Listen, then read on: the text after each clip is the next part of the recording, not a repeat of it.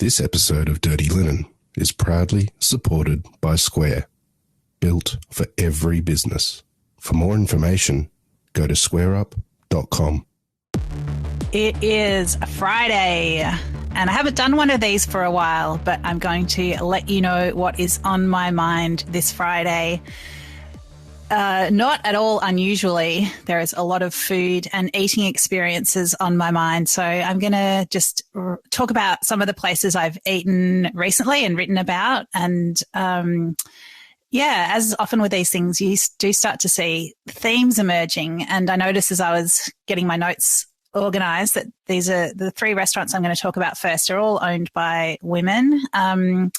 And they're all really personal. They've all got a real project. So the first one I want to chat about is Tyler's Milk Bar in Preston, which is owned by two sisters, Sam and Ali Fisher. They've both worked, interestingly, they've worked together a lot in different businesses, including in hospo and food retail. And Tyler's is such a community-focused place. One of the things that I found really striking about it is that they source bread for their various sandwiches and egg dishes from two different sourdough bakeries that are within a few hundred metres of their shop or their cafe. And I just think it's such a telling detail that talks about the way some of these real community-centred food businesses have popped up over the past couple of years. Even the part of Preston where Tyler's is, it's up the top of the hill. It's sort of the outer edge of Preston. It's sort of retail crossroads that really died from about the late 60s when Northland Shopping Centre opened up. And it's been really interesting to watch through this COVID period as people have become a lot more anchored in their neighbourhoods, a little bit of a revival in some of these commercial areas. I really hope it continues. It's partly gentrification as, I guess, people are pushed further and further from the inner parts of the city, but it's also a reimagining and a appreciation of the local, which is, I guess, the good side of it. So yeah, Tyler's in Preston, recommend you check that out for a super casual, really heartfelt, eggs on toast, toasties, such good cakes. Sam and Ali's mum makes a carrot cake, which is accidentally gluten-free, as in you wouldn't know it was gluten-free if you were just eating it as a gluten eater. Super delicious. Another place also on the northern side of Melbourne is Tater's House in Thornbury, which is a Lebanese restaurant. It's a mother and daughter team. So Zaina Abuchi and her mum, Amne, who's in the kitchen. Zaina really wanted to showcase the food that she grew up with. And after a trip to Tripoli, she started thinking about wanting to do something different to the sales job that she was in. Her mum was always cooking anyway, including for the neighbours, and it just seemed like maybe there was a restaurant in this. It is such a cute place, so handmade. Everything for ages, Zaina sourced little knickknacks and trinkets from Facebook Marketplace. The courtyard is just like, I guess, the grandma's backyard of your dreams, just twinkly things hanging from trees, a lemon tree and herbs growing, and the food is really simple, really beautiful. Just lots of, delicious dips and skewers and little dumplings in yogurt sauce. Oh, my goodness, I would eat a big bowl of those right now. Another place I want to chat about is Plaka Gyros in Hawthorne. That's a new Greek place opened by Connie Cosmidou. And there's a dish that I had there that really made me think about the way that migrant cuisines transition over time. It's a skepasti, which is, I don't know if this is an oversimplification or perhaps, I don't know, it sounds, I don't know, a little bit wrong, but I would say it's like the Greek version of a club sandwich, made on pita bread. This version's, I think it can have pork inside, but this version's got grilled chicken, like, gyros chicken, really beautifully marinated and spiced. It's in pita triangles. There's bacon, there's lettuce, there's suva sauce, and it's grilled, so it's all a bit melty because there's cheese in there too, served with paprika dusted chips. And it looks absolutely spectacular. All those layers, the crispy bread, the glistening gleam of the juicy meat. It's really delicious. And it made me think about, the way that food that has, migrants have come in waves to Australia. And I guess the Greek migrants that came mid-century were bringing the food that they were used to eating in those times. And in a way, it's not just Greek. You could say it about Turkish food. You could say it about, any cuisine, English food, like for sure. The food becomes sort of anchored in that time while the country of origin continues to update and change and have its own waves of migration. That people adapt and adjust to and, take on with joy. So Connie came from Greece, from Athens, just 10 years ago. So she's, represents a different Greek migration story and, of course, brings food and ideas from a more modern version of Greece. And the Athenian street food that she's doing at Plaka is super yummy, super fresh, and just has a little bit of a different angle on Australian Greek food, which I really appreciated. Also, over the past couple of weeks, I was very fortunate to go to a pop-up dinner from a young chef that I have been, watching and appreciating for years now. Cameron Tay-Yap is the head chef at Amaru. He worked at Attica for about 4 years, and his koi pop-ups have been a bit of a feature of the Melbourne dining world for, I don't know how long, 6 or 7 years, Cam, you can correct me. I hadn't been to one for ages, and I suppose, pop-up dinners haven't really been a thing for obvious reasons. But it was lovely to go to this dinner that Cam put on at a cafe in South Melbourne that's normally just open during the day for the office workers, which, a bit of an interesting scenario for those commercial premises still. His beautiful multi-course degustation was really great to experience because, Cam is so creative, and he'd obviously put, months and months of thought into this dinner because there were lots of things that had been fermenting for weeks and months. It was, what can I say about the food? It was just thinking, like, let's have a little look through the menu. There was a salted garfish morsel with cherry blossom and seaweed, or there was a potato spiral that was filled with trout roe and herbs.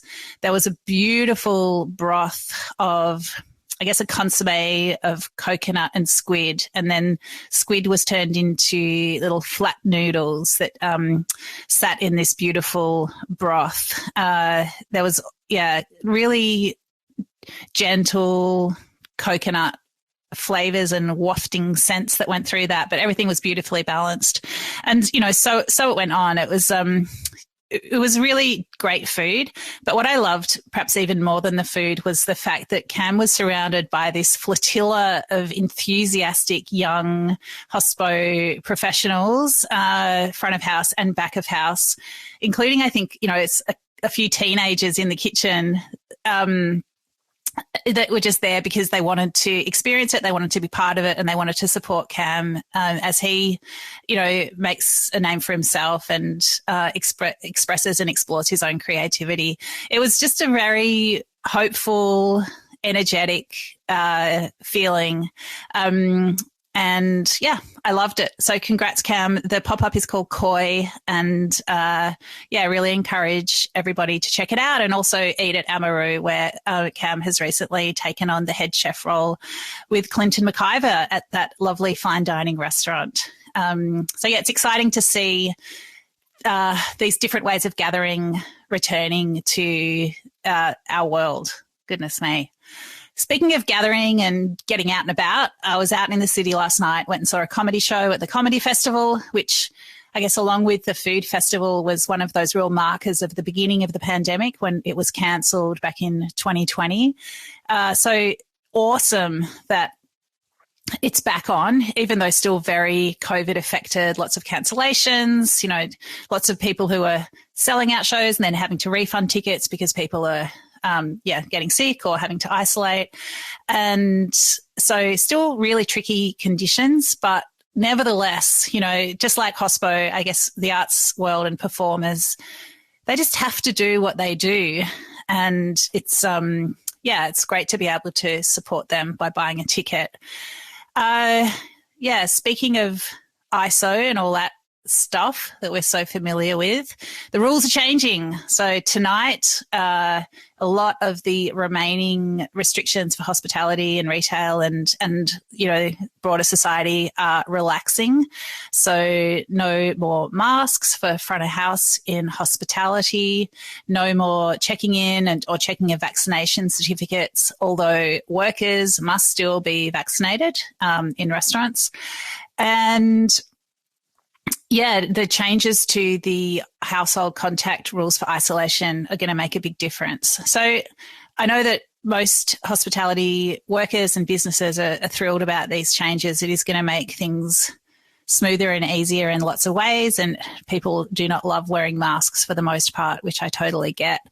I do have, having recently had COVID and really not being a fan of it, I do have a few niggling concerns about the amount of transmission that this relaxing of rules is going to cause. And I also really feel for people who have got health conditions or are living with people who've got underlying health conditions or who've got little kids who can't be vaccinated, that this will be cause for anguish, anxiety and concern for a lot of those people. So I think, it's never just one thing, these rules and this pandemic. So, I don't know. I wish everybody all the best.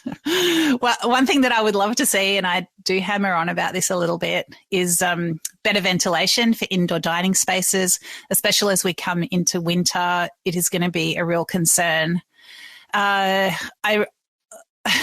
literally have... I want to say, I've felt the COVID in the air in some indoor spaces that I've been recently, and I would love people to look at different ways that they can keep the air flowing and filtering and being cleaned to try to minimise risks of catching COVID for staff and customers through the winter period, which we well know through nasty experience that winter is not great for this virus. Oh my God, I'm so over COVID, but it's just because we want it to be over, it doesn't mean COVID's got the memo.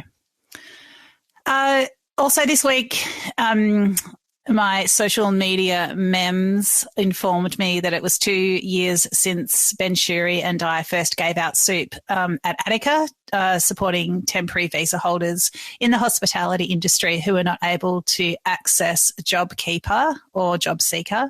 Basically, they were thrown out in the cold, not included in this "we're all in it together" mantra that was spouted around in those extremely long ago days of March and April 2020.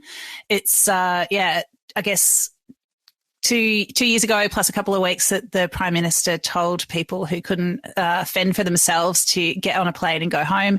So many of them did, and most of them have not returned, understandably.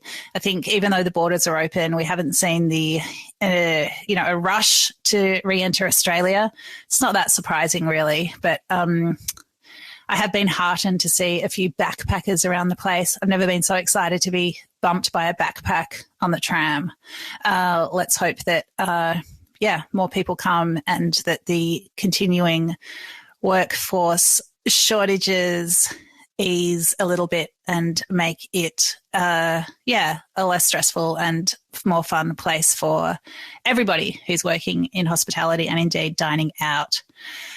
Let me just finish by saying a big hello to autumn. I love this season. I think it's my favourite. I love apples, pears, mushrooms, greens, I love a chill in the air.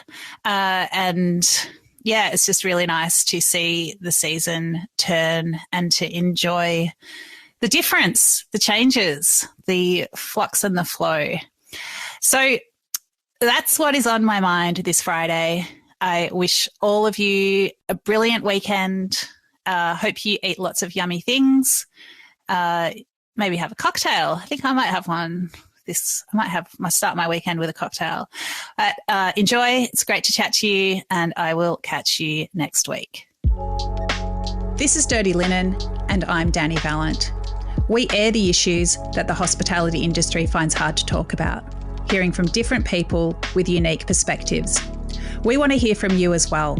If you have something that needs to be said about a topic, get in touch so we can include your perspective. Contact us at dirtylinenat.deepintheweeds.com.au or hit us up on Insta at Dirty Linen Podcast. We can't wait to hear from you. This is a deep